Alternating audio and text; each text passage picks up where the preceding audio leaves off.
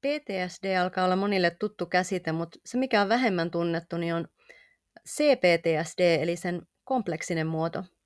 Aikamoinen sanahirviö suomeksi tämä, eli monimuotoinen traumaperäinen stressihäiriö. Mitä eroa on sitten PTSD:llä ja tällä sen kompleksisella muodolla CPTSD:llä? Eli tyypillisesti PTSD voi syntyä jo tällaista yksittäisestä lyhyestä altistuksesta traumatisoiville tapahtumille. Ja sitten CPTSD puolestaan niin syntyy tyypillisesti usein tällaisessa jatkuvassa pitkäkestoisessa altistuksessa traumatisoiville olosuhteille. Eli esimerkiksi se voi tapahtua lapsuuden perheessä, joka on jollain tapaa turvaton. Siellä on esimerkiksi väkivallan uhkaa tai päihteiden käyttöä, eikä tilanteesta ole ulospääsyä sillä lapsella, joka asuu siellä. Niin tämä on omiaan synnyttää tällaisen monimuotoisen traumaperäisen stressihäiriön. Ja aina siihen ei tarvita edes mitään suoraa väkivallan uhkaa, vaan siihen voi riittää sellainen emotionaalinen kylmyys, tämän lapsen tarpeiden laiminlyönti. Se riittää synnyttää sitä traumaperäistä stressiä lapsessa. Millaisia oireita tämä CPTSD aiheuttaa? Ne oireet on samat kuin tässä tavallisessakin PTSD:ssä pitkälti. Eli ensinnäkin traumatakaumat, joissa se trauma tunkeutuu mieleen jollain tavalla kuvina, muistoina, paineisinä. Sitten toisena on välttämiskäyttäytyminen. Eli siitä traumasta muistuttavia asioita, ihmisiä tai paikkoja pyritään tietoisesti välttelemään, että voitaisiin välttää se ahdistus, joka siitä nousee.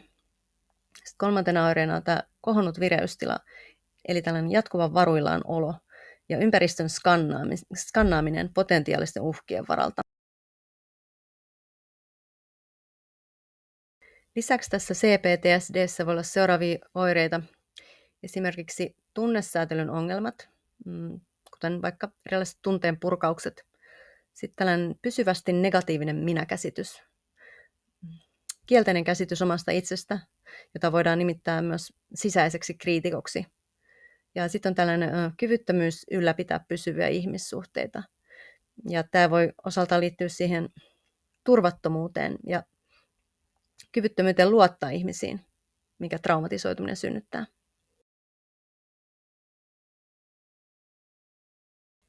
Palataan vielä hetkeksi näihin takaumiin, traumatakaumiin. Eli tässä CPTSD:ssä ne on tyypillisesti aika erilaisia kuin sitten siinä tavallisessa PTSD:ssä. Eli monesti esimerkiksi tällaiset sotaveteraanien takaumat, niin ne on vahvasti visuaalisia. Niihin liittyy se kuvallinen muisto tapahtuneesta. Mutta sitten taas tässä CPTSD:ssä niin saattaa esiintyä takaumia, jotka on lähinnä emotionaalisia. Se visuaalinen puoli puuttuu kokonaan. Eli nämä on tunnetakaumia. Ne on taantumista siihen tunnetilaan, jossa sä oot uudelleen se hylätty ja hätääntynyt lapsi, joka sä olit joskus kauan sitten. Ja näistä voi olla silleen vaikea saada kiinni, ettei edes ymmärrä, että ne on takaumia, mutta ne on takaumia. Ja näihin tunnetakaumiin voi liittyä myös pelkoa, häpeää, vieraantuneisuuden tunnetta, vihaa ja surua. Ja sen lisäksi niissä on mukana tällainen sympaattisen hermoston aktivaatio, eli taistelu- ja pakoreaktio kehossa.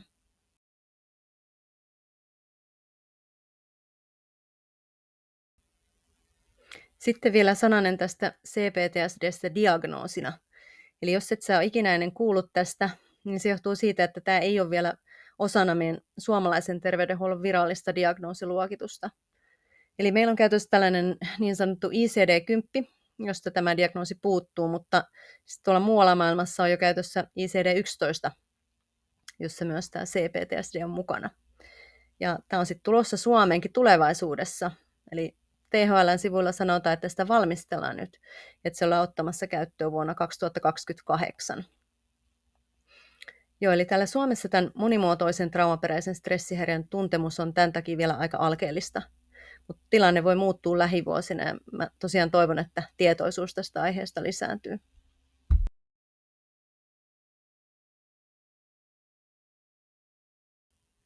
Tällä videolla on käytetty lähteenä muun muassa tätä kirjaa, eli Pete Walkerin Complex PTSD from Surviving to Thriving.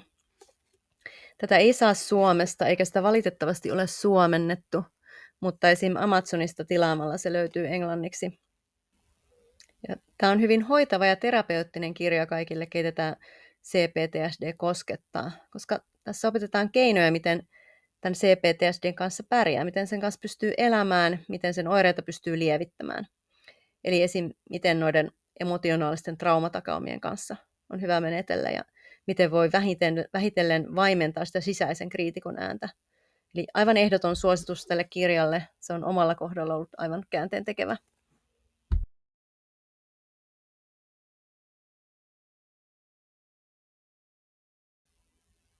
Eli yhteenvetona voidaan sanoa, että CPTSD on tämän PTSDn huonommin tunnettu muoto, joka kuitenkin selittää tosi monen meistä kokemuksia. Ja sillä on myös vahva yhteys näihin haitallisiin lapsuuskokemuksiin, joista mä puhuin viime videolla.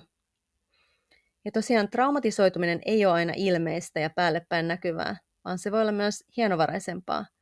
Ja silti se voi aiheuttaa tosi vaikeita oireita. Tätä asiaa pitäisi mun mielestä tehdä vielä enemmän näkyväksi, ja sen takia mä tein tämän videon. Eli omalta osaltani pyrin lisäämään tietoisuutta. Kiitos tämän videon katsomisesta. Toivottavasti nähdään myös jatkossa.